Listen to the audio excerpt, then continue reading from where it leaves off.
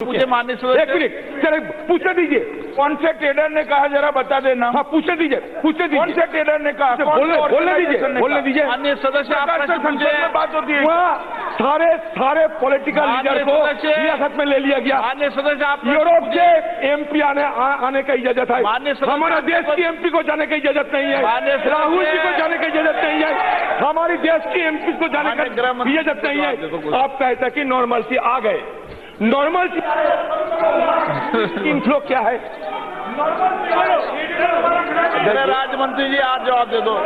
अध्यक्ष जी नॉर्मल बता दो सारी। अध्यक्ष जी आज बहुत नॉर्मल सी है। हमारा पुलिस अच्छे काम करे कि नॉर्मल सी कब आएगा और वहां से हमारे बहुत सारे पार्टी के लीडर हिरासत में है। उनको कब छोड़ा जाएगा और साथ तक आज तक कितने लोगों को आपने अरेस्ट किए हैं ये सारे ब्यौरा हमारे पास रखिए। माननीय अध्यक्ष जी, माननीय सदस्य प्लीज बैठे।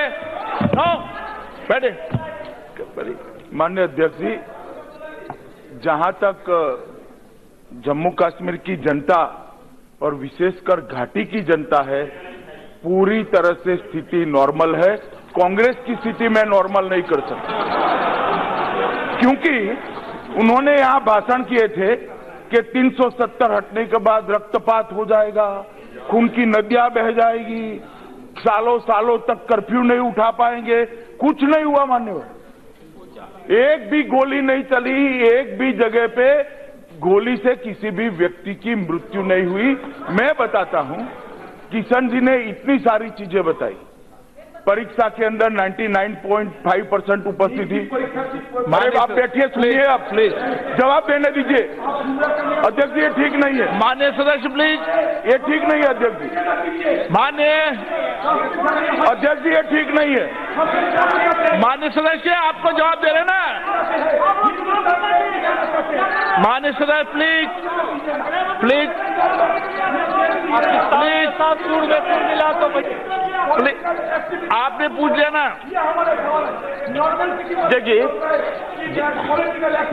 अध्यक्ष जी माननीय सदस्य प्लीज एक मिनट। माननीय सदस्य प्लीज आप भाषण क्यों दे रहे हैं? आप प्रश्न पूछे। आप प्रश्न काल में आप प्रश्न पूछे, भाषण मत दें पूरा। ठीक है, नहीं वो आपने जवाब मांग रहे उसका जवाब दे रहे। नॉर्मली बैठ जाइए आप। ठीक है मान्यवर, उन्होंने कहा, इन्होंने एक नॉर्मल स्थिति की बहुत अच्छी व्याख्या जो कांग्रेस पार्टी की ये बताई कि अधीर रंजन जी की बताई कि पॉलिटिकल एक्टिविटी ही नॉर्मल स्थिति मानी जाएगी।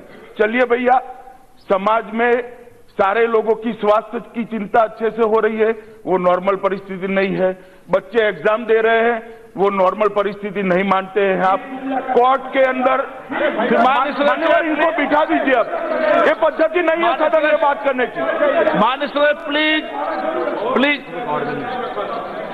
अगर आपको ही सवाल का जवाब देना है तो पूछते क्यों हो भाई? मैंने जो पूछता जवाब वो ही दे रहा हूं। नॉर्मल स्थिति का ही भी जरा धैर्य रखे। अधीर रंजन जी मानते हैं कि बच्चे एग्जाम दे रहे हैं, वो नॉर्मल स्थिति नहीं है। 99.5% बच्चों ने एग्जाम दिया। प्लीज माननीय सदस्य। मान्यवर, अगर इसी प्रकार से बात करना है तो आप या तो मुझे संरक्षण दीजिए या तो मैं जवाब बोलिए। आपका रिकॉर्ड में इनका रिकॉर्ड नहीं, ऐसे नहीं होगा मान्यवर। आपको उनको ये विपक्ष, ये कांग्रेस पार्टी के नेता है, इसके लिए कोई स्पेशल प्रिविलेज उनको नहीं मिलता है। मेरे जवाब के बीच में खड़े हो जाते हैं हर बार। ये पद्धति ठीक नहीं है, आपने उनको बताना चाहिए। मान्यवर आप बैठ जाओ भैया, बैठ जाओ। मान्यवर, 99.5% बच्चों ने एग्जाम दिया है, वो उनको ठीक नहीं लगता है। सिर्फ श्रीनगर में 7 लाख से ज्यादा ओपीडी के पेशेंट आए, वो ठीक नहीं लगता है। सारे थानों में से कर्फ्यू हटा लिया, ये नॉर्मल नहीं लगता है। सारे थानों में से 144 हटा ली गई, वो नॉर्मल नहीं लगता है। पुलिस फायरिंग से एक भी गोली नहीं हुई, मृत्यु नहीं हुई, वो भी नॉर्मल नहीं लगता है। ट्रैफिक की आवाजाही ठीक ढंग से हो रही है, वो भी नॉर्मल नहीं लगता है। उनको लगता है कि पॉलिटिकल एक्टिविटी कब होगी। वही उनकी नॉर्मल सिंह की व्याख्या है। सामान्य परिस्थिति की व्याख्या अधीर रंजन जी की ये है कि पॉलिटिकल परिस्थिति कब शुरू हुई। प्लीज माननीय सदस्य, प्लीज माननीय सदस्य, प्लीज माननीय सदस्य, आपका कोई नोटिस नहीं होगा, इनका कोई नहीं जा रहा। मान्यवर, मैं यहां पर जब सवाल का जवाब खड़ा होने के लिए खड़ा हुआ तब मैं मानता था कि जम्मू कश्मीर की जनता की कोई चिंता करेगा। खैर, उन्होंने पॉलिटिकल एक्टिविटी की चिंता की। इसमें भी बताऊं, सारे पंचायत के चुनाव नरेंद्र मोदी सरकार की पहली टर्म में 40,000 पंच सरपंच के चुनाव हमने समाप्त किए, जो आज तक नहीं किए गए, सालों सालों तक इनके शासन में नहीं हुए। इसके बाद में तालुका पंचायत की सीटों के फिर माननीय सदस्य आप कांग्रेस के दल के नेता हैं। माननीय सदस्य आप थोड़ी प्रतिष्ठा बना के रखो, ऐसे क्या करते हो? एक मिनट माननीय गृह मंत्री जी, एक मिनट। आप कांग्रेस संसदीय दल के सदन में नेता हैं, गरिमा बना के रखो। आपने प्रश्न पूछा, माननीय गृह मंत्री जवाब दे रहे हैं। आप माननीय सदस्य। नहीं, मैं कभी नहीं होता भाई, कभी नहीं होता। अध्यक्ष जी की परमिशन। गृह मंत्री जी, मान्यवर, इसके बाद में ब्लॉक के चुनाव हुए। सारे के सारे तहसील पंचायत ब्लॉक के चुनाव शांति से हुए।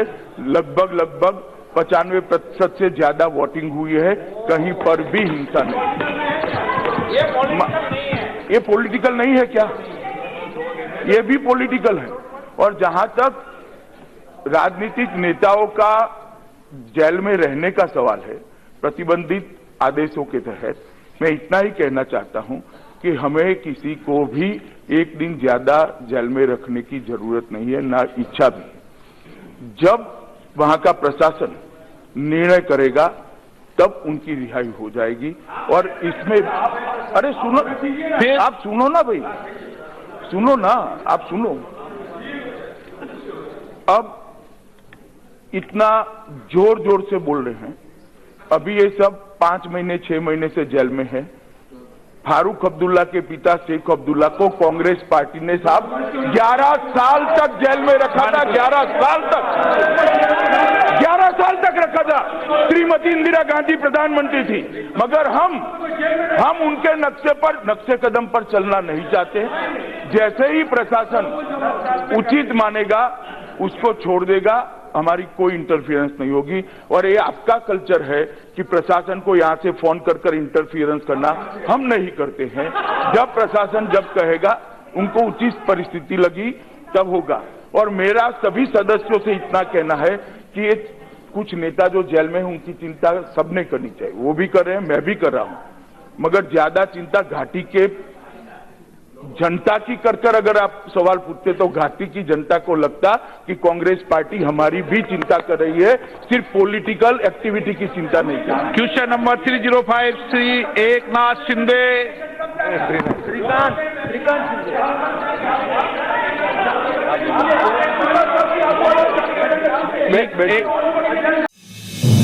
आप देख रहे हैं नेट्रिक न्यूज, साहस सच कहने का।